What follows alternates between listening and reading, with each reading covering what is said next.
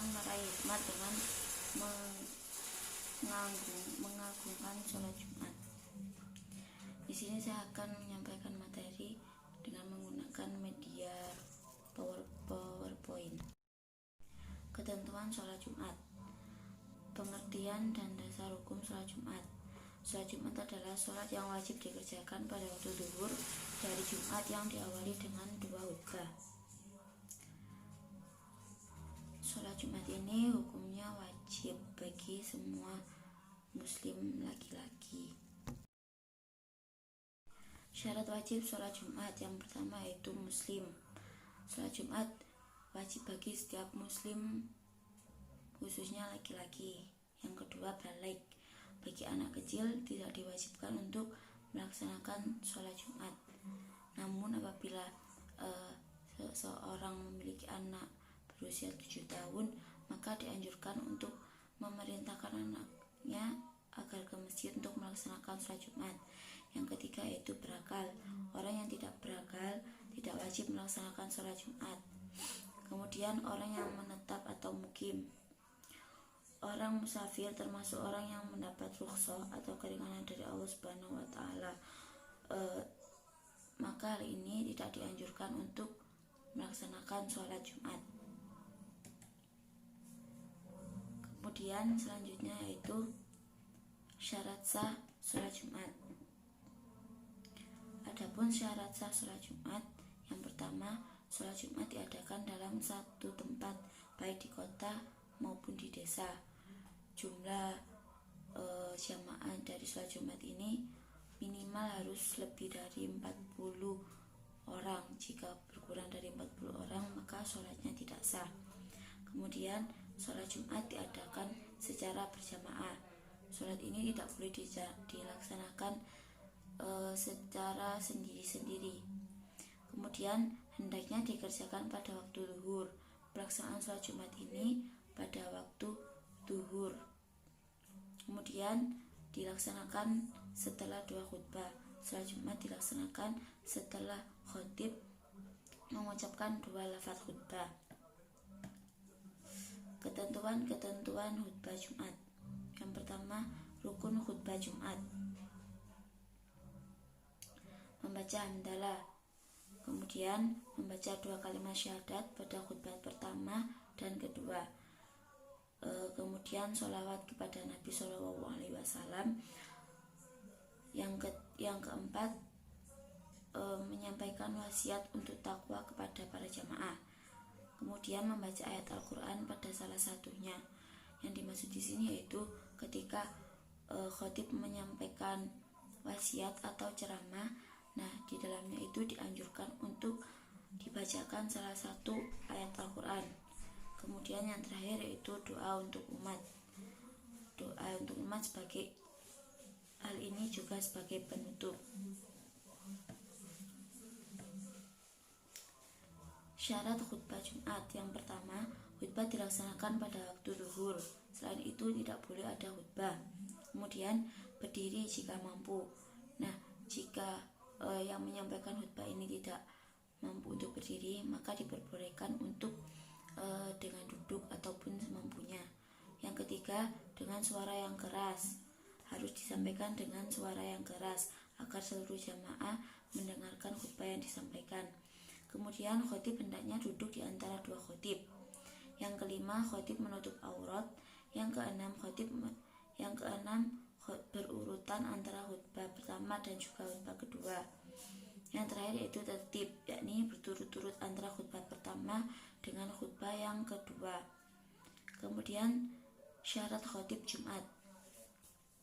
Yang pertama, berpenampilan baik, rapi dan juga sopan agar ketika dilihat oleh jamaah itu nyaman dilihatnya. Yang kedua, mengetahui syarat, rukun dan sunat khutbah.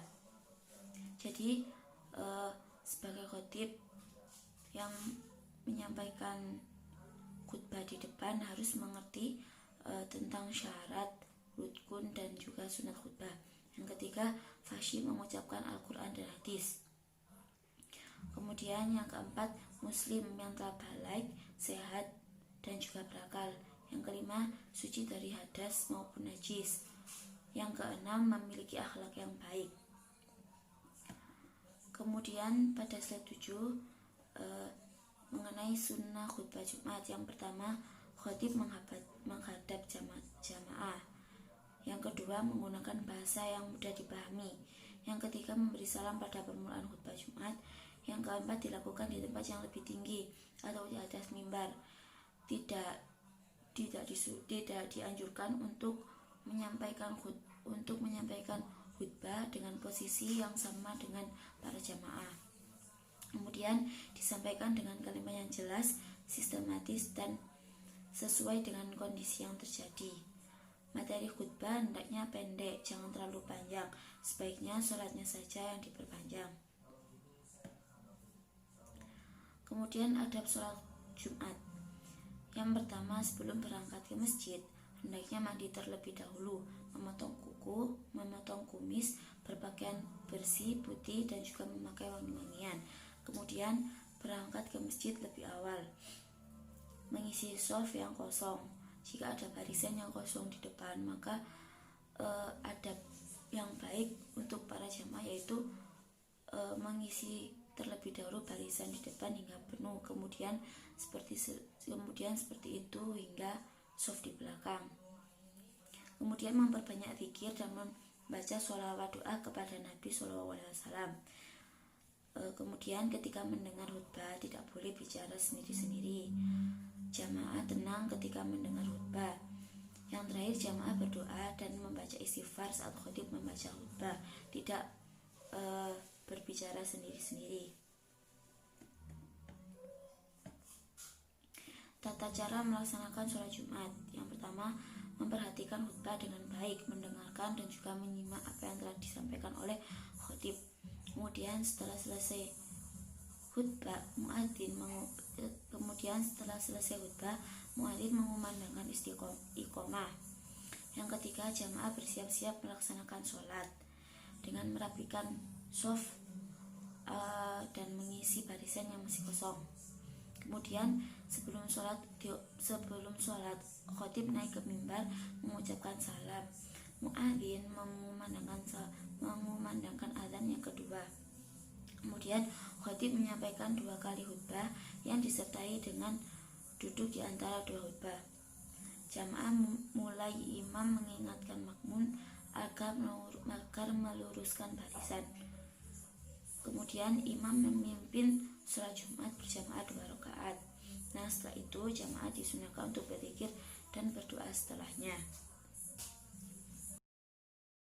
Setelah itu maka diakhiri dengan doa Bismillahirrahmanirrahim. Allahumma ighfir lil mu'minina wal mu'minat wal muslimina wal muslimat. Allahumma ansur man nasaruddin wahdul man khadhalal muslimin. Allahumma khtim lana bil iman wa khtim lana bi husnil khatimah wa la taj'al akhiru ajalana bi su'il khatimah.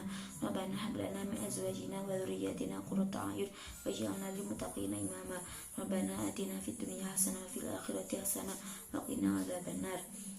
Kemudian kalimat penutup khutbah yang kedua, Bismillahirrahmanirrahim. Ibadallah, innallaha ya'muru bil 'adli wal ihsan wa ita'i dzil qurba wa yanha 'anil fahsya'i wal munkar wal yabghi ya'idukum la'allakum yatadhakkarun. Wadhkurullahal 'azim yadhkurukum wa dzikrullahil akbar. Khatib turun dari mimbar dan bersamaan dengan itu muadzin mengumandangkan iqamah. Kiranya cukup sekian penjelasan saya mengenai tentang sholat Jumat. Ada kurang lebihnya saya mohon maaf yang sebesar-besarnya. Assalamualaikum.